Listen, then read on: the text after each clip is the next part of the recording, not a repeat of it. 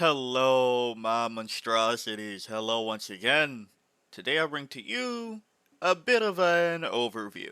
Want to see how Tyranids are doing so far after some of the emergency changes are not emergency changes.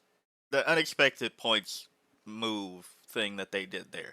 Um, and I'm still in the theory that balanced data slate should either be this week or next because it was the 6th of what, June, I think, and they typically don't do things on weekends, so I would imagine it would be this week unless they hold it for next week. I don't know, but I say all that to say I wanted to see if anything changed for us specifically. Right now, I was looking and I saw there was less night stuff. Right, I did see there was less nights.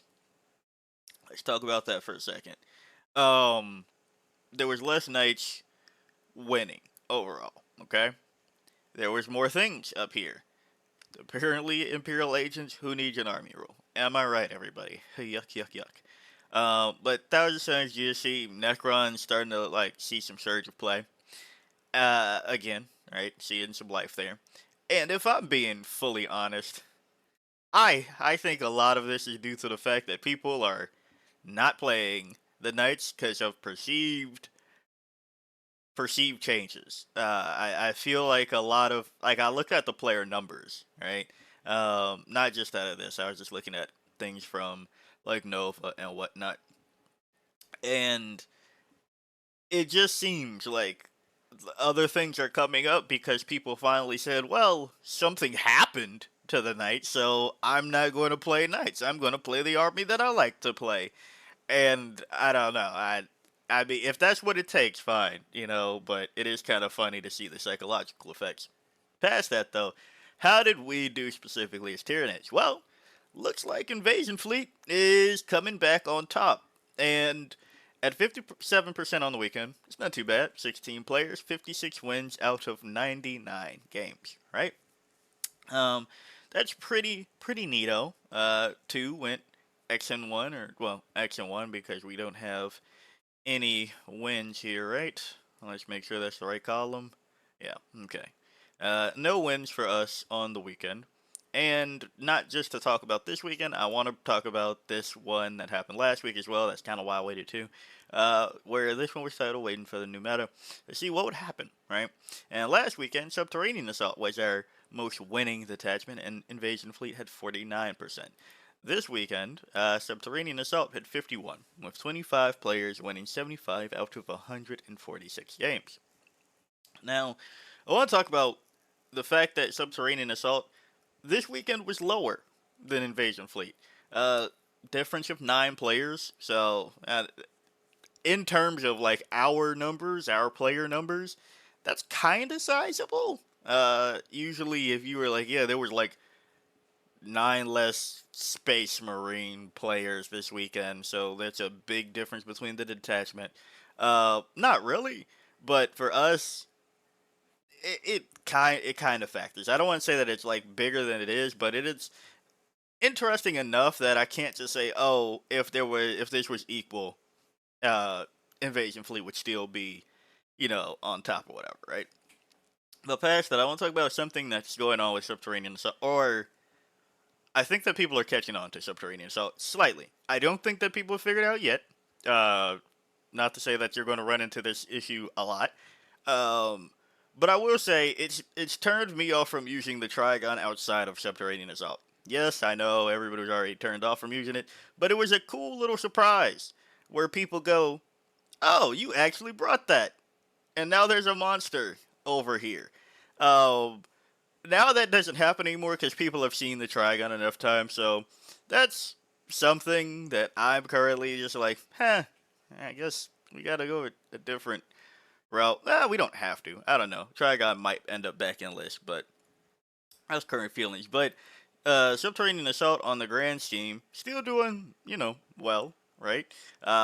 Not in the danger zone like the rest of our shit. So, Invasion Fleet and Subterranean Assault is still our only two hopes. You see that there's 5 detachments, both weekends, and I'm hoping this is a typo and not that literally for 2 weekends in a row we had one person take Synaptic Nexus and win 1 out of 6 games. Now, uh, no shade to anybody that went out with Synaptic Nexus and tried it out for the weekend. That's not what I mean by that.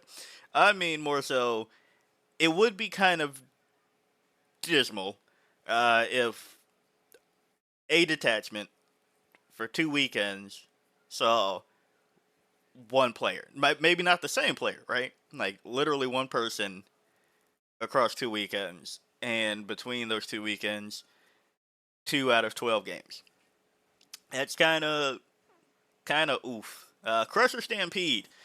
I did see people trying to bring Crusher Stampede back out this weekend, and as we see, somebody tried it last weekend. Yeah, so this is what I was talking about, the residual effects of everything, and I know I went like top two and then bottom two, sorry about that. But this is what I mean by like the residual effects, that people aren't going to forget how to kill big things. They had to figure it out for knights. They didn't have to, but that's what they tried to do. Um, to varying success, right? I saw a lot of Eldari Warhost this past weekend, so that might be another discussion. But everybody had to figure out how to do that, and that means that people have figured out how to kill big things, and our things aren't nearly as tough to kill as knights. So, the Crusher Stampede is probably going to look rough for the rest of the edition. Probably. I wouldn't be surprised. I wouldn't be surprised, especially with more and more things coming out that actually like do things. I was looking over some of the rules of the new units coming out, or I don't know. That I think the game is just changing to a point that Monster Mass is definitely falling further and further behind currently, and that's I guess par for the course, right? And then Assimilation Swarm just released a video talking about Assimilation Swarm being back at it again, but 40% across both weekends again is kind of funny. Um, I think that there's hope for Assimilation Swarm more than the other ones, Crusher Stampede and Synaptic Nexus. But as we see, there's no Unending Swarm, no Warrior Biofilm Onslaught, no Vanguard Onslaught, interesting enough. Now that I think about it.